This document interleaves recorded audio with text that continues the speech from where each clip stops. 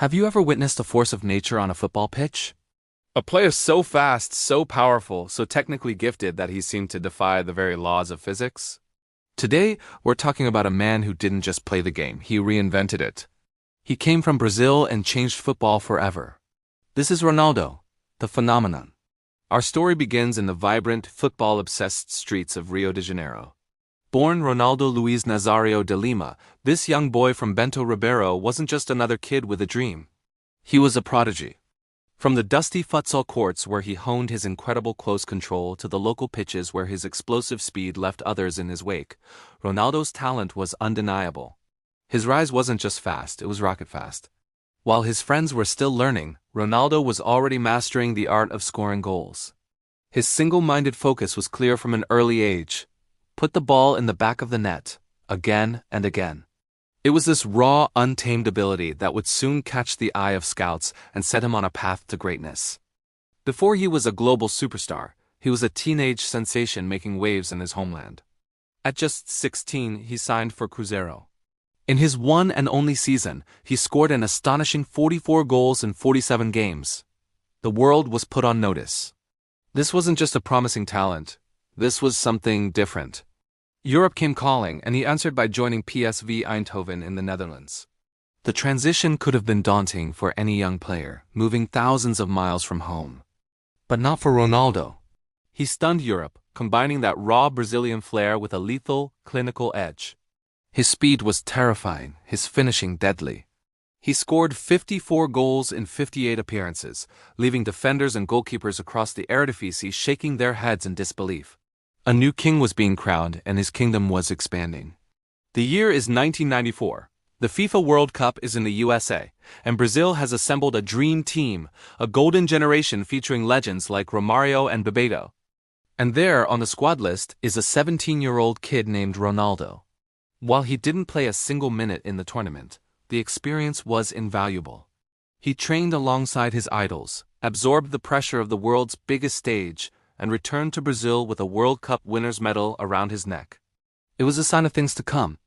This young apprentice was part of Brazil's glorious triumph, but everyone knew his time wasn't just coming. It was imminent. He was destined to lead the next generation, to carry the hopes of a nation on his young shoulders. The world was waiting for him to truly unleash his power. After his explosive stint at PSV, Ronaldo made his move to one of the biggest clubs in the world, Barcelona. And it was here, in the 1996-97 season, that he truly became the phenomenon. What he did that year was simply breathtaking. We're talking about a player with a crazed, unstoppable pace, an almost supernatural ability to keep the ball glued to his feet while sprinting at full tilt. Defenders didn't just fail to stop him. They often didn't stand a chance even to get close. He would receive the ball in his own half, and moments later, he'd be bearing down on goal, having left a trail of mesmerized opponents behind him. His famous goal against Compostela, where he ran from the halfway line, shrugging off tackles and fouls, is the perfect encapsulation of his genius. He was a force of nature, a one-man wrecking crew. It was during this unforgettable season at Barcelona that the nickname was born.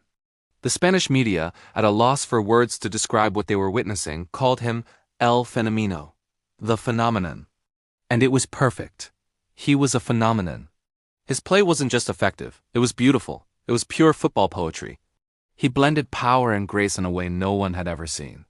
He could outmuscle the strongest defenders, outrun the fastest fullbacks, and outthink the cleverest goalkeepers. That season, he scored 47 goals in 49 games, leading Barcelona to multiple trophies and winning the FIFA World Player of the Year award at just 20 years old. He wasn't just the best player in the world, he was playing a different sport entirely. Let's take a moment to truly appreciate the artistry. We're talking about goals that seem to bend physics. Remember the feints, the step-overs executed at lightning speed that left defenders tied in knots? He could shift his body one way and explode in the other before anyone could react. His signature move of rounding the goalkeeper became a trademark, a moment of supreme confidence and humiliation for his opponents. He had dribbles that bamboozled legends of the game. He didn't just beat players. He danced around them, leaving them grasping at air. The matches he played weren't just games. They were events. Every time he got the ball, 90,000 people in the stadium and millions watching at home held their breath in anticipation.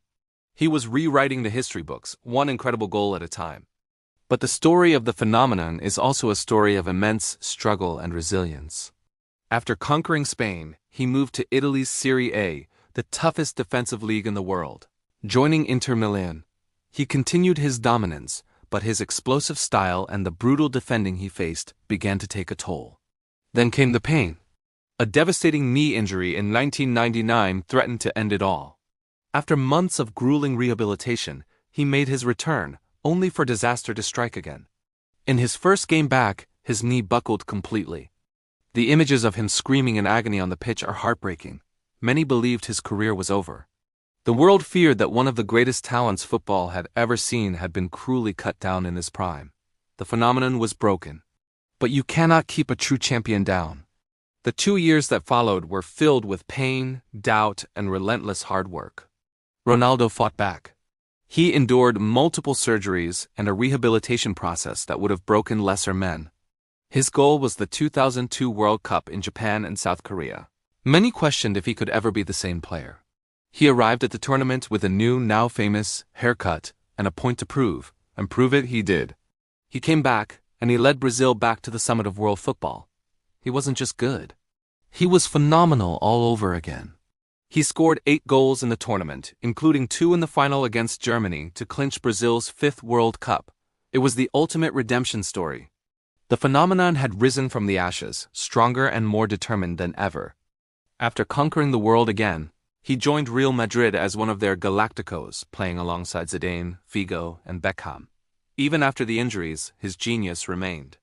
He was still a goal-scoring machine, adapting his game with intelligence and an unmatched instinct for finding the back of the net. His influence is undeniable. Speed, devastating technique, incredible power, and sheer charisma. His imprint is in every modern striker. Players like Map and Haaland, with their blend of pace and power, are walking in the footsteps of the man who first perfected that combination. Ronaldo showed the world what a modern number 9 could be. Not just a poacher, but a complete attacker who could create, dribble, and finish from anywhere. So when we look back, we see more than just a footballer, we see an icon. A player who brought joy to millions with his electrifying style. He played with a smile on his face, a love for the game that was infectious. He endured the lowest of lows and fought his way back to the highest of highs, inspiring a generation along the way. Ronaldo Nazario, El Fenomeno, the man who ruled the 90s and redefined a position, will forever be remembered as one of the greatest to ever grace a football pitch. Thank you so much for joining us on this journey through the career of a true footballing legend. Who is your favorite football icon? Let us know in the comments below.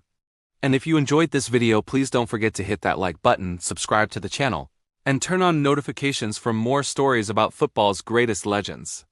We'll see you in the next one.